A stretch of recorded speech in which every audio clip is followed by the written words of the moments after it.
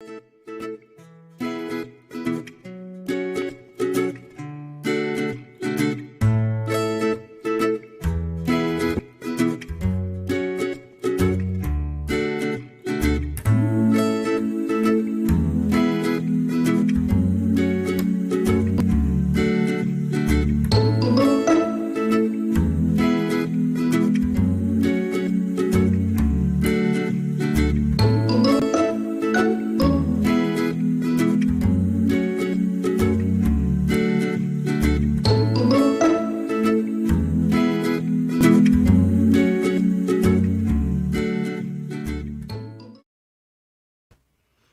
morning, everyone. Happy Thursday. How's everyone doing this morning? Miss Maggie, good morning. Gabby, Sherilyn, how are y'all doing? It's going to be a pretty day today, guys. Hopefully it doesn't rain like yesterday and get chilly. Hey, Boost Love, shine on, Mike. Never lose hope. Good to see ya. Never lose hope's been busy with family duties. She's not been able to chat lately. Everybody please say prayers for Never Lose Hope's family. Her brother-in-law's in real bad shape. And her dog, the Skin Man, he's still recovering from his mouth surgery. So remember him in your prayers. So, this morning we're going to be talking about the Kristin Smart case, and I saw something about the Missy Bevers case. Now, I thought I was pronouncing her name wrong, but on the news it says Beavers, not Bevers. So, we're going to go with Beavers. And we're going to watch some news interviews with Missy's father-in-law and husband. And something I noticed, I've not looked into this case a whole lot, but her father-in-law, Randy, walks just like the suspect that allegedly killed her inside of the church. And we're going to take a look at some side-by-sides of the suspect and Randy walking at the same time. But first, we're going to talk about the Kristin Smart case. Now, Kristin disappeared May 24th, 1996. She was a freshman in college at Cal Polytech. She had been to an off-campus birthday party and got intoxicated, and allegedly, a few people found her on a lawn, passed out.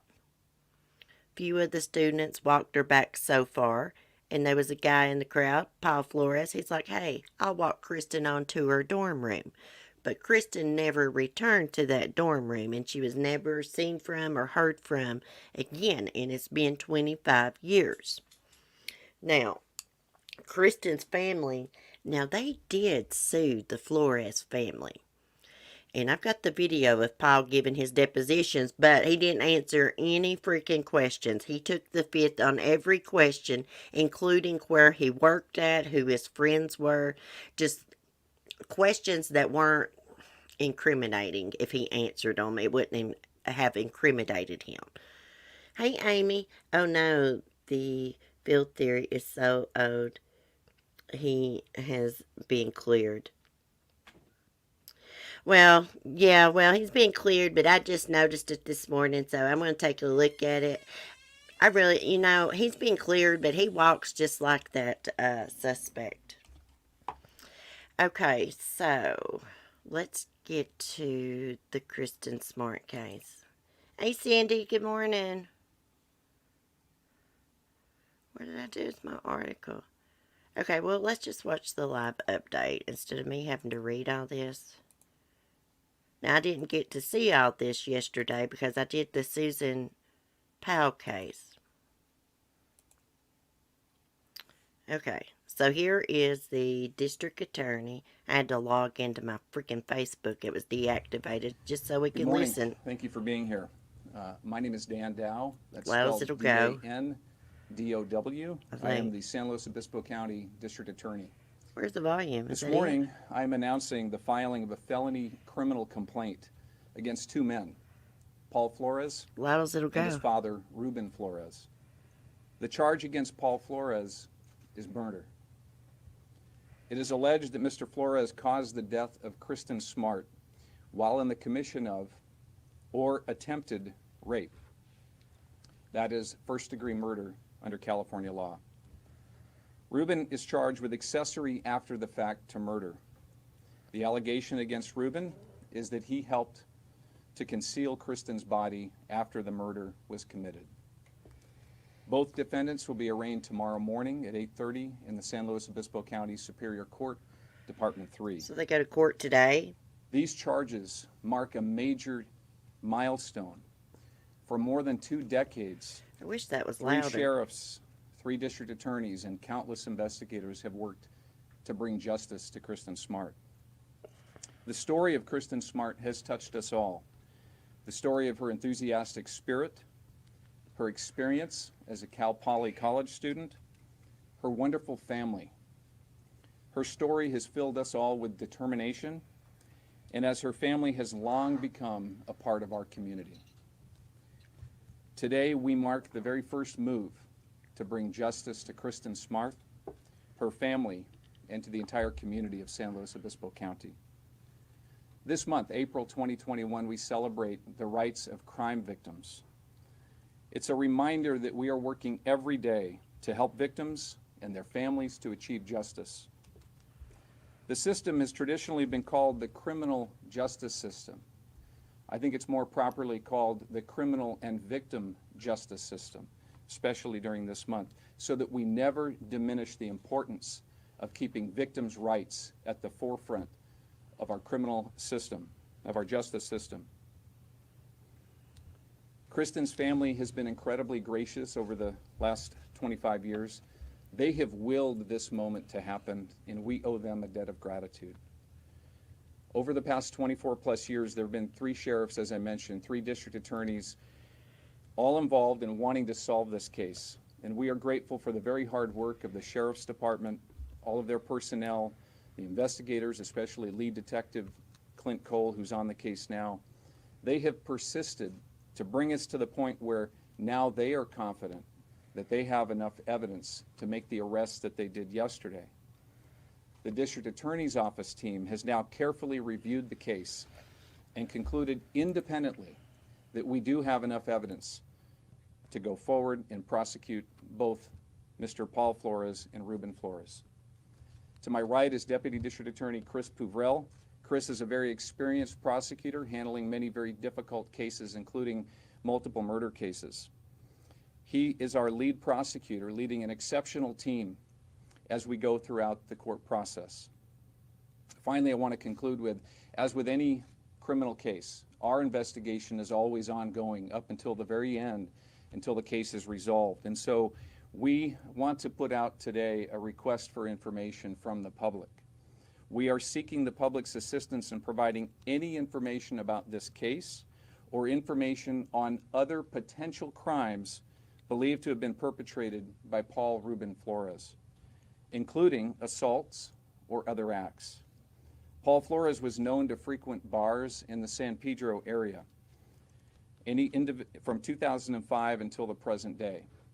Any individuals with any information are encouraged to contact the San Luis Obispo County Crime Stoppers at 805-549-7867, or you may do it online at www.slotips.org. I will now take a few questions. Will you seek a plea deal or a lighter sentence for exchange of information leading to the recovery of Kristin's remains? The question was, would we accept a plea deal or any kind of lesser charges in exchange for giving us the location of Kristin's remains? It's an excellent question. It's premature right now to even speculate on that. We already have an ongoing conversation with Mr. Paul Flores' counsel, and we're welcome to any conversation that they might want to bring to us. Mr. Dow, how difficult will it be to have a fair trial in San Luis Obispo County with the defendant? First, I'm very confident in the people of our county. We have 300,000 residents here that love our community, that want to serve when they have the opportunity to do so. Our court process is designed to pick a fair jury, no matter how big or significant the case is. I'm confident that we'll be able to do that, but it will be a decision at some future point that a judge may have to make if there are requests to move it to a different venue. Mr. Dow, the sheriff was talking about yesterday, there's been a lot of evidence collected over the years. Why charges now? Was there some really major piece of evidence that came forward here recently, or pieces of evidence that make made you decide this is the time that we've got enough to go forward? So the question was, what new evidence do we have? And of course, that's a question everybody's asking and wants to know. I can't tell you today specifically what the evidence is. As the sheriff said yesterday, there are seals on the search warrants that they were executing yesterday, and we don't want to do anything to jeopardize the fair process that I was just asked about going forward. So what I can tell you is that significant new information has come in to the sheriff's office that we've reviewed over the last 2 years, and some very important information just a month ago. We've got physical evidence, we have witness statements, things that, in our view, in the totality, have brought us to the point where we believe we can go forward and prosecute Mr. Flores for the murder of Kristin Smart. Well, you can't talk specifics. Can you tell us the nature of that evidence that came in a month ago? I really want to get away from that, other than we have evidence where we believe there's a location where Ms. Smart was taken. Can you talk about the manner of death, Mr. Dow? I can't talk about the manner of death. That's something that we'll deal with in court, either at a preliminary hearing or at a future trial or hearing. I mean, in your time, have you ever filed murder charges against someone without a body? This office has filed a no-body homicide. It was several years ago. There was an elderly woman that was murdered by her grandson. The sheriff's office conducted the investigation. This office conducted the successful prosecution. Mr. Dow, how difficult are those cases without any remains? No-body homicides are obviously complicated and difficult, but they're no less important. In fact, they're incredibly important for the victim's family because they want closure, as do the Smarts in this case. So they're complicated, they're difficult, but we don't make a decision to file unless we believe we can prove the case. And so our team of exceptional professionals and very experienced prosecutors and investigators are going to do everything we can to solve this case successfully and hold Mr. Flores accountable for the murder of Kristin Smart. How significant were the phone or text messages that were being monitored? I don't know exactly what you're referring to. The question was, how significant are text messages? The sheriff had mentioned that they had gotten an order to where they were able to monitor phone and cell and text messages. So I would just say that we have retrieved and collected electronic communications that have been helpful in the case, and I don't want to give anything beyond that. Matt? Does the prosecution foresee requesting a higher bail amount for Mr. Rubin Flores tomorrow? So the question from Matt Fountain was if we are seeking a higher bail amount for Mr. Rubin Flores. I understand his bail is set at $250,000 now. I don't think that we have a plan, but I'll defer to Mr. Purvell. I think we will be asking for a higher bail amount. Based on the evidence you do have you got a better idea of where you believe Kristin was killed? You know, I think what I'll say to that is what's generally already out in the public is that the last place where Kristin was seen was close to the dorms and near Mr. Flores' dorms. We certainly believe that Mr. Flores' dorm room was the crime scene. Do you believe her body still being hidden on one of the properties owned by the family? You may recall that I mentioned that the charges against Rubin Flores, Paul's father, was for accessory to murder after the fact, where it's alleged that he assisted in secreting the body after the homicide. We do believe that we have the location where the body was buried. Is that Yes. on a property he owns? I think, you know, we've looked at multiple properties. I'm going to stay away from specifics. You mentioned that Paul had attempted rape in the process of killing Kristin. Are those charges or any assault or rape charges going to be filed against him, and are any of the other family members going to be in jeopardy of being charged as well? So the question was two parts. The first was whether or not we're going to be able to charge an actual rape. Is that what the first question was? So let me take that one first. The statute of limitations on a rape charge from 1996 has already expired, considering the fact that Kristin was an adult over 18. So we do not anticipate filing charges for a specific rape. But the allegation that he was committing or attempting to commit a rape while when he killed her is the basis for which we are able to file first-degree felony murder charges. Now, the second question was, remind me of the... The second question, are any other family members Susan Flores and her involvement in this, are you guys looking at that potential as well to charge her, any other family members? So the evidence, the question is, are we going to be charging Susan Flores or any other family members? At this point, the evidence implicates Paul Flores in murder and Ruben Flores to accessory to murder. We don't have evidence sufficient to charge anyone else at this time, but as I said, the investigation is ongoing. If it were to lead to other suspects, we will follow the evidence when that becomes available. And what's your message to other witnesses that might have information and haven't come forward? Our message is just this: we need all the information we can, and we want you, if you have information that's helpful, to come forward. If you've been a victim in another location, perhaps in San Pedro, we want you to come forward to law enforcement so that you can get assistance that you need, and it may help us in this particular case as well. Have you found other victims that you believe were either sexually assaulted or even killed by Mr. Flores? We do have evidence in this case that leads us to conclude that there very well may be additional victims in the Southern California area, and I don't want to go into the nature of that, but he was known to frequent bars in the San Pedro area and in Los Angeles County, and so we would ask that anybody that may have had an experience with him that they have questions about, for them to reach out and contact law enforcement. For homicide or sexual assault? At this point, we're concerned about sexual assault. Can you give us a ballpark of how many victims you may have come across that may be involved with Paul in his alleged crimes? On the criminal complaint, we filed an allegation, or a special notice, I will call it, saying that we are putting the defendant on notice that Evidence Code 1108 evidence, which is evidence of other sexual crimes, may be used against him. And we intend to use evidence of other sexual crimes in this prosecution to prove the facts necessary for the attempted rape in this case.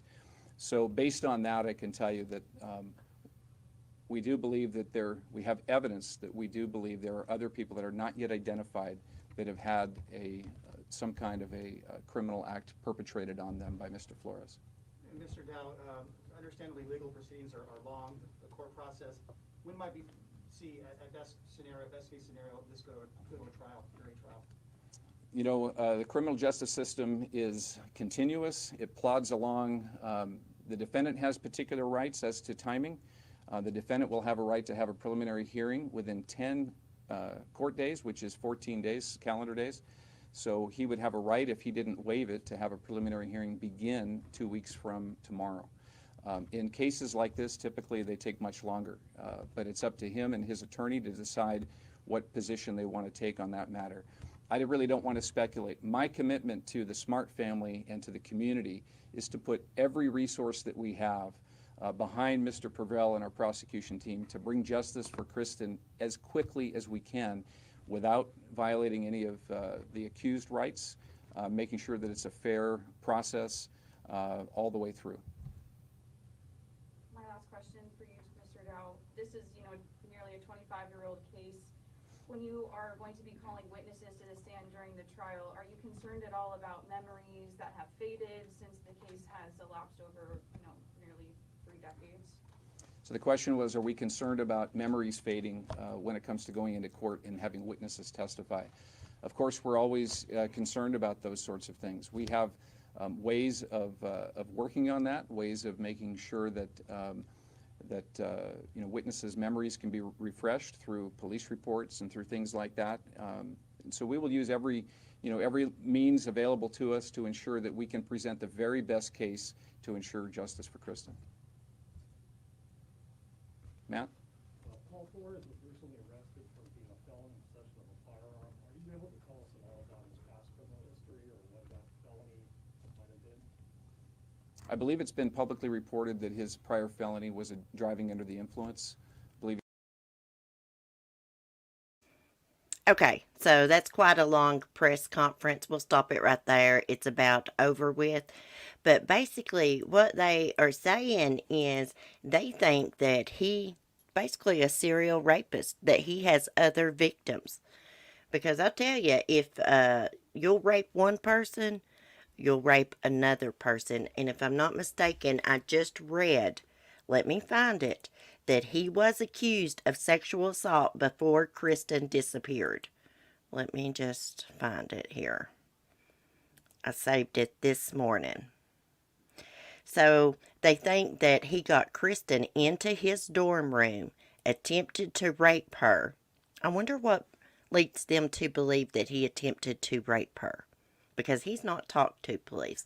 Anyways, he attempted to rape her, and then he killed her, and then his dad must have helped him get rid of the body. I believe that they probably buried Kristin one place and then got scared and went back and dug up the body and moved her somewhere else, because that district attorney just said that they thought that they had the location where her body was first buried at. Okay, let me find this. I've got so many things saved. I think it's this one. This Fox News article. We'll look and see. It was either in this one or the Crime Online. Oh, that's the wrong article. Crap, that's Missy. Crap. Hold on one sec. Where did I see that at this morning? Hold on, let me find it. So he was accused of raping someone, but nothing happened with it.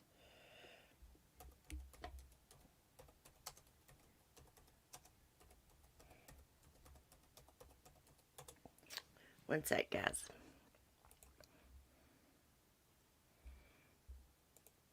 Pull up, damn it. Okay, let me see. And let me show y'all Paul's mugshot and Ruben's mugshot. I believe the mother, Susan Flores, I believe she knows that her son killed Kristin too. Because she said that her and her son had had private talks, but she would never reveal what was said. I believe they said they had served since that sheriff came into office in 2011, 40-some search warrants. And they also said they did find some type of physical evidence at two of the relatives' homes. I believe his sister's home, maybe his mom's home, dad's home too. Okay, according to the criminal complaint, the prosecutor plans to admit evidence of prior sexual acts and other alleged incidents of abuse against Paul Flores. Okay, Smart disappeared May 24th, 1996 after attending an off-campus party near Cal Poly. She called her parents that night around 8 p.m. and left a voicemail. It was the last time they heard from her. Fellow classmates Cheryl Anderson and Tim Davis told police that Smart was intoxicated and passed out on the neighbor's lawn that night. They helped her to escort her back to the dorm room, when Flores joined in and said he would help as well. As the group walked toward Smart's dorm, Davis left first to go to his own dorm, followed by Anderson. Paul assured the group that he would get Smart home safely and lived the nearest to her. Flores later told authorities that he accompanied Smart back to her dorm. He claimed he then walked to his own dorm. Flores had a black eye while speaking to investigators at the time. He explained it happened after playing basketball, but authorities were skeptical of his story. He later claimed he got the black eye while working on a truck. Eventually, he stopped talking to investigators and obtained an attorney. When authorities brought cadaver dogs to the campus, the dogs reportedly made their way to room 128, where Paul Flores lived. Two dogs showed interest in a mattress on the left-hand side of the room, according to court documents, which was Paul Flores' side of the room. Now, out of all those rooms in the dormitory, the dogs hit on his room, on his mattress. According to a Carta dog handler, Adela Morris, there's a strong possibility that a deceased body had been in that room. Those dogs' noses are hardly ever wrong. The Daily Beast reported in 2016 that authorities once had the chance to arrest Paul Flores on rape charges prior to Kristin Smart's disappearance.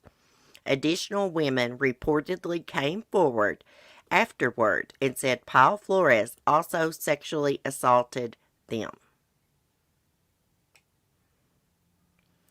Okay, so that's meaning he had rape charges prior to Kristin's disappearance. He did something to her. He killed her for sure. One of the women said that she contacted the sheriff's office and reported the incident, but Paul has never been convicted of any of the alleged assaults. Frustrated and desperate for answers, Smart's parents filed a civil suit against Flores for taking the body of Kristin Smart and secretly and or destroying the body in a hidden place. Flores' families countersued the Smart family for emotional distress. A judge later ruled that the Smart's lawsuit could not proceed due to the ongoing investigation. In 2016, authorities found items of interest while excavating sites around P Hill near the campus. Smart's mother, however, said she knew that they wouldn't find her daughter there. When they did the big dig, I had no anxiety, Denise Smart said at the time. I said, she's not there. The excavation didn't provide any items of evidence that led to an arrest in the case, and as Denise Smart predicted, searchers didn't find her daughter. In March of this year, authorities spent 2 days searching Ruben Flores' home. They used cadaver dogs and ground-penetrating radar while digging in areas outside of the home. Investigators also removed an old Volkswagen from the property. Investigators returned to the home on Tuesday morning. Numerous law enforcement vehicles were seen outside the home for hours. Ruben Flores' attorney told People magazine that he doesn't believe there is any evidence, especially objective physical evidence that my client has committed any crime. And here is Paul Flores in his deposition. We'll take just like a little listen to it. Let me speed it up. Let's see. With some black lettering, which is upside down, and I can't read it from here, but I think I know what it says because the witness has read it into the record on a number of occasions. I would ask that a copy of that document that the witness has been reviewing be attached as an exhibit to this deposition and incorporated into the record. I would like to ask you a series of questions. You reported your Nissan truck stolen in San Diego recently. Is that correct? On the advice of my attorney, I refuse to answer that question based on the Fifth Amendment of the United States Constitution. The record should reflect that when I asked that question, Mr. Delamotte placed his finger upon the 8.5 by 11 piece of paper with the Fifth Amendment invocation, and the witness read it into the record. I think probably the best way to do this, Mr. Delamotte, I'm not trying to be disrespectful of your position. I know of you and your reputation in our legal community. Nonetheless, I believe that the position that you are taking is clearly erroneous. I believe that it is a violation of the rules of civil proceedings. I know that you have done some civil work, but your instruction to your client to refuse to answer even the most simple and basic question, including questions that have absolutely no tendency in fact or law to incriminate him, is, I believe, misplaced. Nonetheless, if it is your position that Mr. Flores is not going to answer questions about his employment, his matriculation into Cal Poly, who his friends are, his relationship with his family members, things that occurred in his life prior to the date of the disappearance of Kristin Smart, vehicles that were available to him to use, things of that sort, perhaps I can cut to the chase and simply make a record as to the types of questions that I would be asked and we can just have the blanket invocation. I get your position on that on the record, so when I go to a reviewing court, I have a clear and fair record. As I indicated, he plans to answer that he will invoke the Fifth Amendment on all your questions. If you have questions to direct to my client, go ahead and ask questions. Save the speeches for later. Just ask the questions. Okay, well, Mr. Dow. Oh my goodness, his Paul's lawyer seems like a complete dick. Now, if y'all want to watch this deposition, let me get the link here. And I will put it into the chat. I'm excited to see what happens with this case. I'd love to see it go to trial and watch the trial. I'd really love to know what kind of physical evidence. I know they got witnesses that say all these things about Paul, but what kind of physical evidence do they actually have? What did they find at his relatives' homes? And what leads them to believe that he attempted to rape her? How do they not know that he didn't rape her? Like, I have tons and tons of questions. Hey, Morgan. Good morning. I was wondering why it was so quiet after the dogs. I kept watching and nothing. On my stream, Morgan? Okay, so prayers for Kristin's family. I know they have been waiting for a really long time for police to arrest Paul. I mean, he's been a suspect since she disappeared. Now, I believe it was wasn't it a few days after she disappeared before she was actually reported missing? Because it was like a holiday weekend. It was like Memorial Weekend, Labor Day weekend, something like that. Anyways, I'd love to know what Paul's mom thinks about this. She done an interview a while back, and you know, she basically said, yes, her and her son have talked about Kristin, but she would never reveal what was said. Here's what I think. He tried to rape Kristin. Then he killed her. And then he probably went and buried her. Then he probably confessed to his dad what happened. And his dad's like, son, we got to go dig this body up and put it somewhere else. Now, his dad could get out on bond. I believe he has a, what, $250,000 bond. I don't think Paul has a bond because he's got first-degree murder charges. They must have something to be able to get a warrant for him for first-degree murder. Anyways, prayers for the family. We'll keep following it and see what happens with it. I hope and pray it goes to trial so we can watch it. I'm dying to know what kind of evidence they have. So now we're going to talk about the Missy Bevers case. It's been 5 years since she was murdered. I was watching her husband in a video this morning. I don't know if he's capable of murder. I don't know. People can fool you sometimes. Now, I'm very suspicious of the father-in-law. Now, he walks just like the suspect. But allegedly, the father-in-law, Randy, was out of town with his wife in California. We'll get into that in a minute. Update. 5 years since Gladiator mom Missy Bevers' murder. She's a pretty woman. Nice body. Nearly 5 years after the murder of Texas mom Missy Bevers in the Midlothian, I don't know if I said that right, police department announced that a retired federal law enforcement agent is now looking at the case for anything that might have been missed. Missy walked into the Creekside Church of Christ in Midlothian, Texas at 4:20 a.m. Damn, that was early. On April 18, 2016. To set up for a fitness class she was scheduled to lead at 5 a.m. The security camera that recorded her front door arrival and also captured her killer wandering the church halls just minutes earlier, carrying the hammer used to beat her to death. As Missy walked through the church doors to prepare for the morning's workout session, the suspect, dressed in a police SWAT uniform, attacked her, causing numerous puncture wounds. A woman arriving for the Camp Gladiator workout found Missy dead inside the church about 45 minutes later. Police received a 911 call reporting the discovery at 5:06 a.m.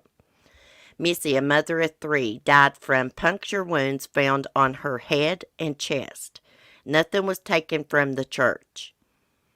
Another video released online showed what police called a vehicle of interest, and I believe that was a white Nissan Altima. Although investigators would not confirm if they have identified its driver or explained its unusual appearance near the church. It scrolled on me. It was recorded by a series of cameras posted around a gun store near the church about 2 hours before the murder. The Nissan Altima spent 6 minutes in the SWFA Outdoors parking lot, much of the time with its lights off. The church is on the opposite side of the divided highway, less than a half a mile away. Police previously cleared family members from suspicion. Missy's husband was on an out-of-town trip at the time of the murder. Along with the grief of delayed justice, the lack of a named suspect is the source of fear in Midlothian. Is that how you say that? Midlothian? Bevers' relatives worried the killer, perhaps emboldened by success at eluding suspicion, could strike again, a family member previously told Crime Online. Authorities released a statement this week indicating that the case is still active and open while investigators continue to protect sensitive information about Missy's murder. Please know that we will continue to thoughtfully protect the release of information about Missy's murder as long as the case remains open. There has been substantial assumption about the case as it continues to receive nationwide attention. Missy was a beloved mother, wife, daughter, and sister. She and her family, as well as the community, deserve our best efforts, Assistant Chief Scott Brown said. So far, authorities have received more than 3,000 tips in the case. Tips continue to come in daily about the case, the Dallas Morning News reports. The new Criminal Investigation Division commander is an experienced homicide detective from a major metroplex agency, the police said. The expertise of these seasoned investigators, combined with the advancements in technology and new investigative techniques developed in law enforcement over the past 5 years, will hopefully lead to a satisfactory conclusion of this case, Brown added. It's our sincere belief that collaboration with the public is what will eventually lead us to solve this crime. We believe that someone may have a vital piece of information that to this date is unknowingly being withheld. We appeal to the community to please contact the police department, regardless of how insignificant they may think their information may be. Anyone with information regarding the murder should contact the Missy Bevers tip line at 972-775-7624 or the Ellis County Crime Stoppers at 972-937-7297. And you can remain anonymous. Now let's take a look at, these videos are creepy. Let's look at this one. This is the suspect in the church. Let's speed it up. Okay, here we go.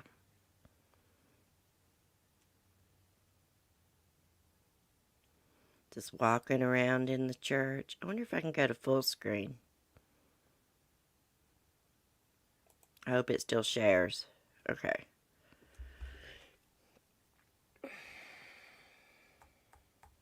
Now, you can order the police memorabilia crap online.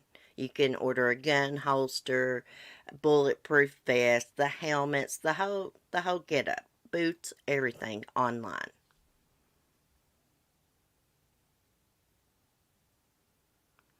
This was premeditated. This was not a robbery. They were there to kill Missy. Someone had it out for her. Was it someone that may have been injured during one of her workouts? It's rumored that Missy had an affair on Brandon. And one of the rumors is Brandon and his dad, Randy, are super close. And a lot of people think that it's Randy, the father-in-law, in this video. It kind of looks like a woman to me, but really, after seeing the father-in-law walk, they walk similar. But could this person be acting like they're walking with a limp to make police think that there's someone else? I don't know. I do know this person in the video, they stick their right foot out quite a bit. And I was trying to look at Brandon's dad, Randy. His foot doesn't go out quite that much. But now, allegedly, the father-in-law, Randy, was out of town with his wife in California at the time that Missy was murdered. And I reckon, they had took pictures while they were on vacation and all this. And the husband was out of town. Could she have been having an affair and this be like the wife or the girlfriend of the man she was seeing or woman she was seeing? Now, I don't know for a fact she was having an affair. I wonder, do they actually have video of the actual murder? Were there cameras in that room?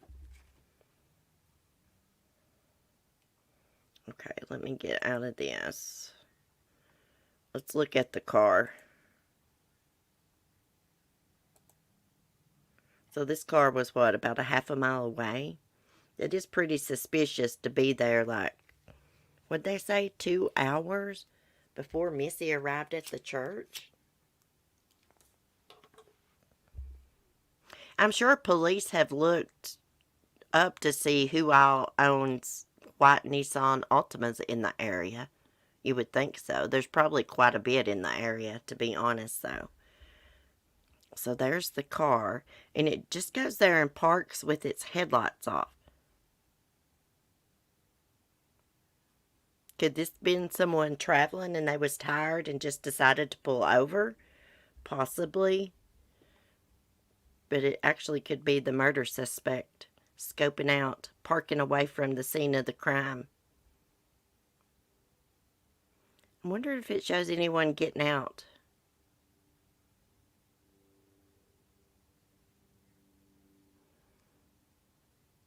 Creepy, weird. Okay. So let's get out of that for a minute, and I want to show y'all something else. Let me go to my history.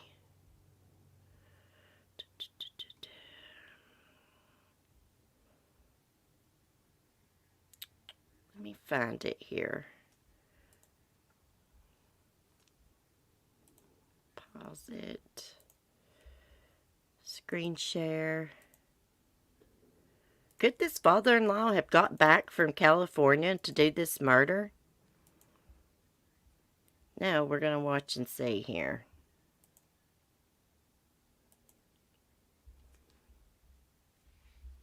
Watch him how he walks. He swings his arm just like the murder suspect. Trying to look at his feet. See, his right foot doesn't stick out quite as much as the person in the video. Is he trying not to stick it out as he walks? I don't know. I just think it's funny that he's got that humped back, and the way that he swings his arms, it is just like the person in the video. But allegedly, he's been cleared as a suspect. He was out of town. And actually, this video right here, it shows him in the pink shirt. This was like 10 days after the murder. And they had went to the police station to nip something in the bud because there was... The dry cleaner had contacted police about the father-in-law, Randy, dropping off a bloody shirt. But it turns out the shirt, the DNA on the shirt... Uh-oh, crap. was from a dog. His wife's dog, little Chihuahua, had been attacked, and there was proof they took it to the vet. The husband of the wife, Missy Bevers, who was murdered just over 10 days ago, and his father, Randy Beavers, are talking. Let's listen in. They have everything. They have my flight, tickets, Let me... that we rented in Gulfport, Mississippi. Matter of fact, when I pulled into my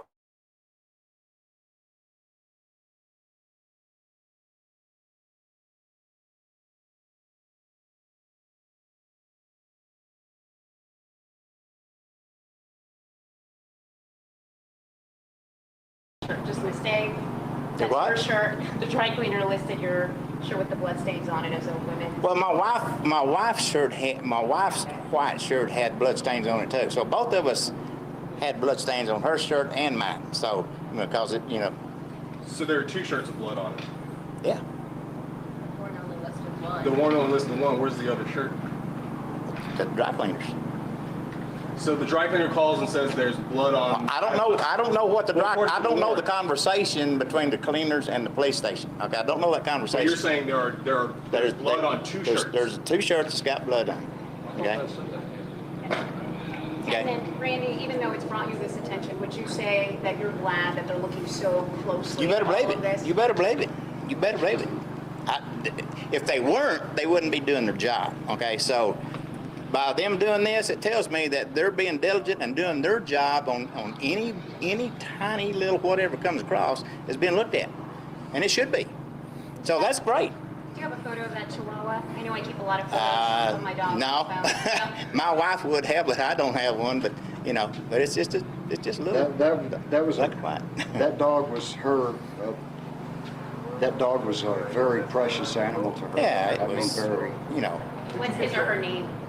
Huh? Kilo. Kilo. Can you get your wife to email us a picture of the dog? Well, we'll see.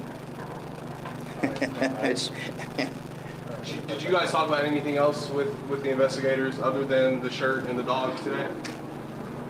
Not really. We've been just sitting there waiting for you guys to show up. So. And I know, Brandon, you've talked with investigators several times. You continue to do that clearly. I mean, how many times would you say you've talked with them? Yeah. I've only had one. Formal interview that was early in an early stage of the game, but and they call me periodically, and I call them periodically because I think of certain things that I want to make sure that they're looking into. I even called them today, and I was like, "You need to look into this avenue. You need to look at this," and in 90% of the cases, they've already done it. So, but it's, I sit and I think about catching this person, and I think I just role play in my mind any possible leads that I can give. But in 90% of the times that I've reached out to them to provide them this information, they've already gone down the avenue. And I know when we talked with you last, you had said that you believe she had walked in on a burglary. I need to clarify that. When I came up here to review, now you got to remember, that was on Tuesday or Monday when I gave that statement? I want to say it was Tuesday. Okay. You got to remember, no sleep. I'm in bad health, and no, I do not believe that she was. I believe that she was targeted. Okay, that's my opinion. That's not any information that anybody provided me, but I believe she was targeted. For what reason? Yeah, for why? I mean, evidence, for reasons of evidence, I'm not going to say that. But there's no reason, if a person, you have to ask yourself, if a person's going to break into a church, what are they going to take? What are they there to steal? AV equipment? I work in a church. Some of the most expensive equipment in a church is AV equipment, or money from tithings from the previous day. Okay, those are the two things. So we're listening to Brandon Beavers in the checkered shirt and his dad next to him, Randy Okay, what do y'all think? What do y'all think about Brandon Beavers? Now, his dad acts a little weird, but in his defense, I have met people like him before in my life, and it don't matter what they're talking about, they got this weirdo smile on their face. Now, if they hadn't cleared him as a witness and showed evidence he was in California, I would think that he committed the murder. Let me find my chat. Because he walks almost identical to the murder suspect. She was definitely targeted, but by who? Uh-oh. Because he walks almost let me mute. Mute. Okay.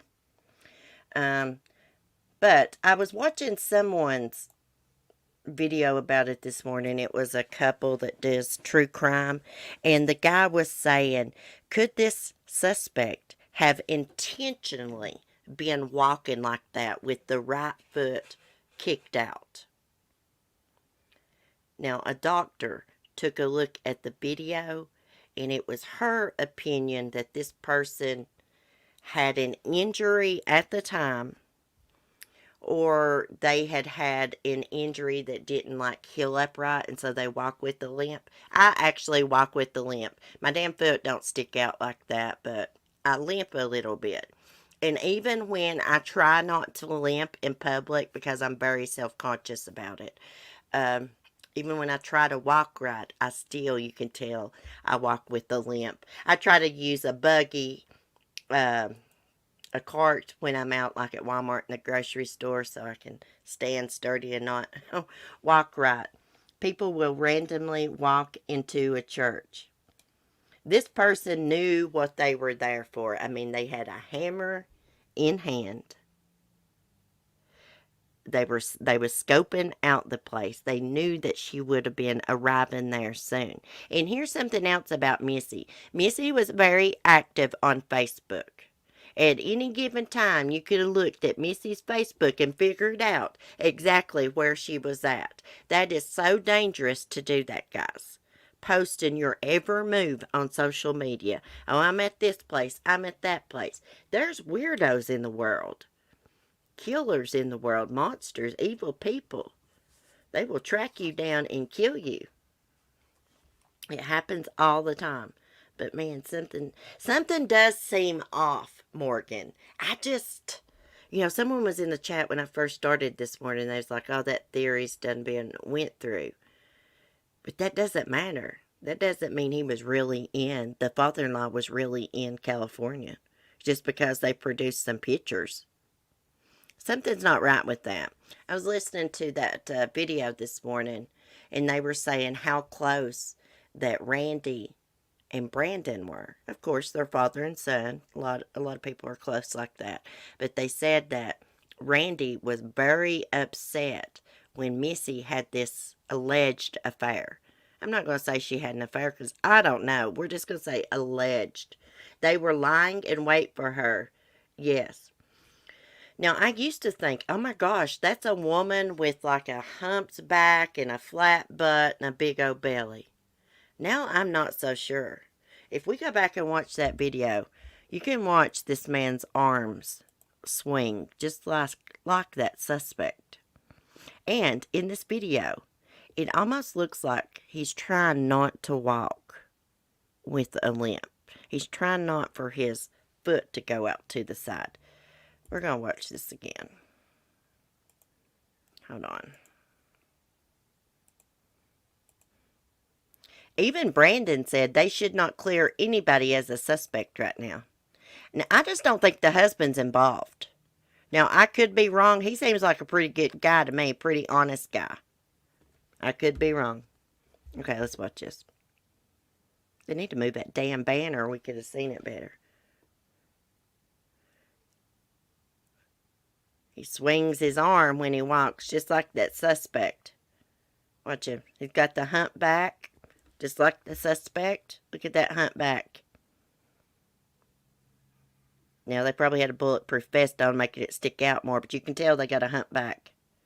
See his foot? He is trying to get his foot not to go out to the side. I don't care what anybody says, that they walk almost identical. I don't care if he's been cleared as a suspect or not.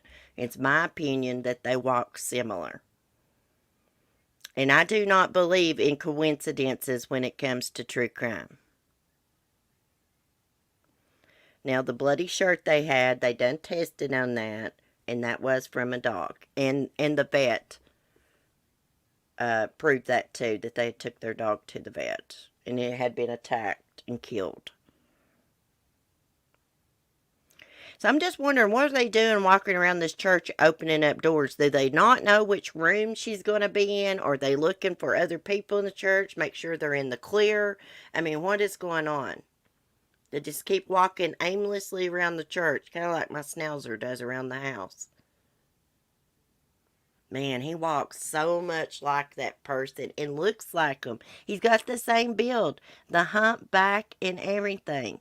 Okay, so they're from Texas. Could he have snuck back from California and committed this murder and then headed back to California? I don't know. They would have had to have had some kind of, he would have had to have had a vehicle to travel in. And if he had done it in a rental vehicle, they would have known if they investigated him. I swear, he walked when I'd really never paid attention too much to this case and to the father-in-law, and I had never seen the side-by-side video until this morning. That's why I wanted to share it. And I'm telling you, I don't think anybody will be able to convince me that it's not the father-in-law. But anyways, I pray that they find out who the killer is. I believe one day that they will. It's my opinion. This case is not cold, and I'm glad there's a retired federal agent looking into it. Maybe he will find something that the local police missed. The father is too tall. He looks short to me. Cheryl. That person in that video looked pretty hefty to me. Their belly, and they got a humpback. Probably stuck out more because of the bulletproof vest, and little legs. Me and Cheryl's just going to have to agree to disagree on that, Cheryl. I think it looks just like him. That's all right. We don't have to agree all the time. That's all right. Anyways, I guess that's enough true crime this morning. I will probably see y'all later for some coffee on the porch. Sometime, I believe Saturday night, we're going to do our true crime trivia on the porch. Sunday, I'm going to try to do a member stream Sunday evening before it gets too late. I got to do early Sunday because I got shows I watched Sunday night. 90 Day Fiancé and other ones. Oh, yeah, let me tell y'all some good news. Me and Ladybug blew up on TikTok with one of our last videos. We got like 6,000 views. We gained like almost 500 people. I had so many people that followed me. TikTok wouldn't let me follow them all back. It said I was following too quick. But we're up to 1,020 followers on TikTok. Gosh, I've had Sunny's Funny Farm for about 3 years on YouTube, and we're just like barely at 300 subscribers. Which my son says the subscribers and followers on TikTok are like completely different. So you got like 1,000 subscribers. Timothy said it's more like having about 300 compared to YouTube. You know, so he said people that's got 1 million followers on there, they're really not that big. And I was like, damn, it's like a lot of followers to me.